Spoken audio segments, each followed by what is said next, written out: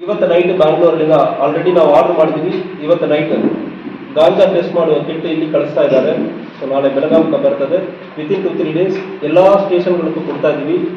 ಯಾರ್ಯಾರೆಲ್ಲ ಗಲಾಟೆ ಮಾಡ್ತಾರೆ, ಯಾವುದೇ ಒಂದು ಸಮಸ್ಯೆ ಇರ್ತದೆ, ನಮಗೆ ಡೌಟ್ ಇರ್ತದೆ, ಅವ್ರ ಮೇಲ್ಗಡೆ ಎಲ್ಲ ಗಾಂಜಾ ಟೆಸ್ಟ್ ಮಾಡುವುದಕ್ಕೆ ಇಮಿಡಿಯೇಟ್ಲಿ ತಕ್ಷಣ ಒಂದು 2 ನಿಮಿಷದಲ್ಲಿ ಗಾಂಜಾ ಟೆಸ್ಟ್ ಮಾಡೋದಕ್ಕೆ ಅವಕಾಶ ಇರ್ತದೆ. ಇದಕ್ಕಿಂತ ನಾವು ಹಾಸ್ಪಿಟಲ್ ಕರ್ಕೊಂಡೋಗಿ ಟೆಸ್ಟ್ ಮಾಡುವುದರಲ್ಲಿ ಸಮಸ್ಯೆ ಇತ್ತು.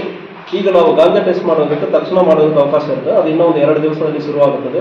ಯಾವುದೋ ಒಂದು ಕಂಪ್ಲೇಂಟ್ ಮೇಲ್ಗಡೆ ಒಂದು ಗಾಂಜಾ ಸೇರಿದಂತೆ ನೀವು ಕಂಪ್ಲೇಂಟ್ ಕೊಡ್ತೀರ ಅಂದರೆ ಗಾಂಜಾ ಟೆಸ್ಟ್ ಮಾಡ್ತೀವಿ. ಅದೇ ರೀತಿಯಲ್ಲಿ ಮದ್ಯಪಾನ ಹಳ್ಳಿಯಲ್ಲಿ ಸಣ್ಣ ಪುಟ್ಟ ಅಂಗಡಿಯಲ್ಲಿ ಮಾರಾಟ ಮಾಡೋದಕ್ಕೆ ಅದಕ್ಕೂ ಕೂಡ ಕಾನೂನು ರೀತಿಯಲ್ಲಿ ಕ್ರಮ ಕೈಗೊಳ್ತೀವಿ. ನೀವು ಒಂದು ಫೋನ್ ಕಾಲ್ ಮಾಡ್ತಿರೋದನ್ನು ತಕ್ಷಣ ಬಂದು ಅಲ್ಲಿ ರೀಲ್ ಮಾಡೋಕ್ಕೆ ನಾವು ಸೂಚನೆ ಕೊಡಲಾಯಿತು. ನೀವು ಯಾರೋ ಒಬ್ಬರು ಕಾಲ್ ಮಾಡಿ ಸೂಚನೆಗಳನ್ನು ಮಾಹಿತಿಯನ್ನು ಕೊಡಬೇಕು. ಜಿಲ್ಲೆಯಲ್ಲಿ ಒಬ್ಬನ ಮೇಲ್ಗಡೆ ಮಾತ್ರ ಮಾಡೋದಲ್ಲ, ಅದು ಮನಿ ಫ್ಲೋ DSP ಅವ್ರ ಕಡೆನೂ ಅದೇ ನಾವು ಮಾತಾಡ್ತಾ ಇದ್ದೀವಿ. ಎಲ್ಲ DSP ಕರೆದು ಈ ವಾರದ ಮೀಟಿಂಗಲ್ಲಿ ಕೂಡ ಅದು ಸಬ್ಜೆಕ್ಟ್ ನಾನು ಎಸ್ಕಲೇಟ್ ಮಾಡೋಕ್ಕೆ ಇದ್ದೀನಿ. ಸೊ ಯಾವನೋ ಒಬ್ಬನ ದುಡ್ಡು ಇಸ್ಕೊಳ್ತಾರಂದ್ರೆ ಆ ದುಡ್ಡು ಎಲ್ಲಿಂದ ಎಲ್ಲಿ ಹೋಗ್ತದೆ. ಎಂಡ್ ಆಫ್ ದ ಡೇ ಇದು ಎಲ್ಲದಲ್ಲಿ ಇರುವುದು ಹಣ ಒಂದು ಕಡೆ ಅಂತ ಯಾವನೋ ಒಬ್ಬನಕ್ಕೆ ದೊಡ್ಡ ಒಂದು ಲಾಭ ಬರ್ತದೆ. ಸೊ ಅಲ್ಲಿ ನಾವು ರೀಚ್ ಆಗಬೇಕಾ. ಇಲ್ಲಿ ಯಾರೋ ಒಂದು 4 ಜನ ಇವರು ಇವನು ವಸೂಲಿ ಮಾಡ್ತಾರೆ ಅಂದ್ರೆ ಮಾತ್ರ ಅಲ್ಲ, ಲಾಸ್ಟ್ ಪಾಯಿಂಟ್ ಬರ ಹೋಗಬೇಕು. ಗಾಂಜಾದಲ್ಲಿ ಅದೇ ರೀತಿಯಲ್ಲಿ ಒಬ್ಬನು ಸೇರ್ತಾನಂದ್ರೆ ಅವನಿಗೆ ಎಲ್ಲಿಂದ ಬಂತು ಅದ್ರ ಬಗ್ಗೆ ಡೀಟೇಲ್ ಆಗಿ ಹೋಗಬೇಕಂದ್ರೆ ವಿಚಾರಣೆಯಲ್ಲಿ ಕೂಡ ನಾವು ಅದು ಫಾಲೋ ಅಪ್ ಮಾಡೋಕ್ಕೆ ಹೇಳಿದ್ದೀನಿ DSP ಇಲಕ್ಕೆ.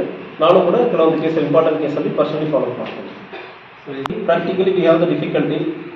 Cyber crime, cyber crime ನಾವು ತುಂಬ ನಮ್ಮ ಆಸೆಯಿಂದ ಆಗ್ತದೆ. ಯಾವುದು ಕೆಲಸ ಮಾಡದೆ ಪ್ರತಿ ದಿವಸಕ್ಕೆ 10,000 ಬರ್ತಂದ್ರೆ ಇಲ್ಲಿ ಬರ್ತದೆ. ಇಲ್ಲಿ ಇವತ್ತು ನಾನು ಬೆಳಗ್ಗೆ 7 ಗಂಟೆಗೆ ಸಂಡೇ ನಾನು ಇವತ್ತು ಕೆಲಸಕ್ಕೆ ಬಂದೇನೆ.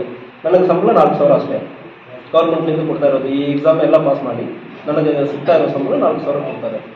ಸೊ ಯಾರೋ ಒಬ್ಬರು ಹೇಳಿಬಿಡ್ತಾರೆ ಅಂದರೆ ಆನ್ಲೈನಲ್ಲಿ ನಿಮಗೆ ದಿವಸಕ್ಕೆ 5,000 10,000 ಕೊಡ್ತೀರಂದ್ರೆ ಮನೆಯಲ್ಲಿ ನೀವು ಕೂತ್ಕೊಳ್ಳಿ ಆರಾಮಾಗಿ ಮನೆಕೊಂಡು ನೀವು ಹಣ ಬರುತ್ತಂದ್ರೆ ಇರುವಾಗ ಒಂದು ಗ್ರೀಡಿನೆಸ್, ತುಂಬ ಆಸೆ, ಯಾವುದು ಕೆಲಸ ಮಾಡದೆ ಬರಬೇಕಂದ್ರೆ ಇದರಿಂದ ಅರ್ಧ ಕೇಸ್ ಆಗ್ತಾ ಇದೆ. ಇನ್ನೊಂದು ಸ್ಟಾಕ್ ಮಾರ್ಕೆಟಲ್ಲಿ ನೀವು 50,000 ಕೊಡಿ ಒಂದು ತಿಂಗಳಲ್ಲಿ 1 ಲಕ್ಷ ಆಗಬೇಕಂದ್ರೆ ನಾನೆಲ್ಲ ಒಂದು ಕೋಟಿ ಸಾಲ ತೊಗೊಂಡು ಕೊಟ್ಟು ಒಂದು ಕೋಟೀಶ್ವರನ ಆಗಿರಬಹುದಲ್ಲ. ನಾವು ಯಾಕೆ ಕಷ್ಟಪಡ್ತಾ ಇರ್ತೀವಿ, ಸ್ಯಾಲರಿಯಲ್ಲಿ ಬದುಕ್ತಾ ಇರ್ತೀವಿ.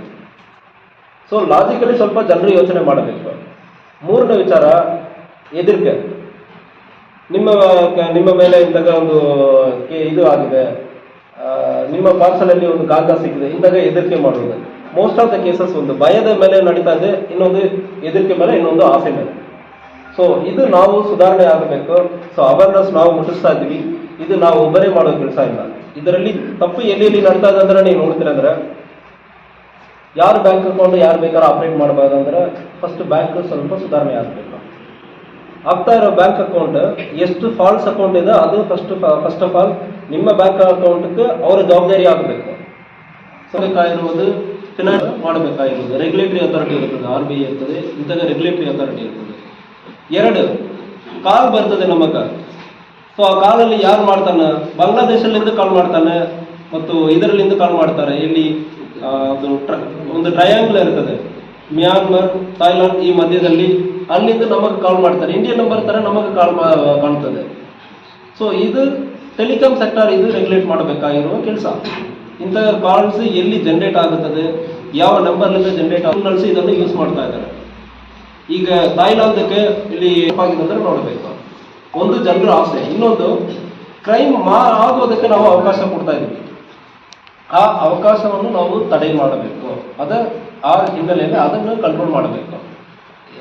ಬ್ಯಾಂಕಿಂಗ್ ಯಾರಿಗೂ ಬೇಕಾದ್ರೆ ಅಕೌಂಟ್ ಕೊಡ್ತಾರೆ ಅದು ಸ್ಟಾಪ್ ಮಾಡಬೇಕು. ಸಿಮ್ ಕೊಡುವಾಗ ಜವಾಬ್ದಾರಿಯಿಂದ ಕೊಡಬೇಕು. ಸೆಬಿ ಇದೆ, ಇವರು ಇನ್ನು ಎನ್ಫೋರ್ಸ್ ಮಾಡೋದು ಜಾಸ್ತಿ ಮಾಡಬೇಕು. ಬಟ್ ಇತ್ತೀಚೆಗೆ ನೀವು ಹೇಳೋದಂತರ ಸೈಬರ್ ಕ್ರೈಮ್ ಜಾಸ್ತಿ ಆಗ್ತಾ ಇಲ್ಲ, ಕಮ್ಮಿ ಆಗ್ತಾ ಇಲ್ಲ.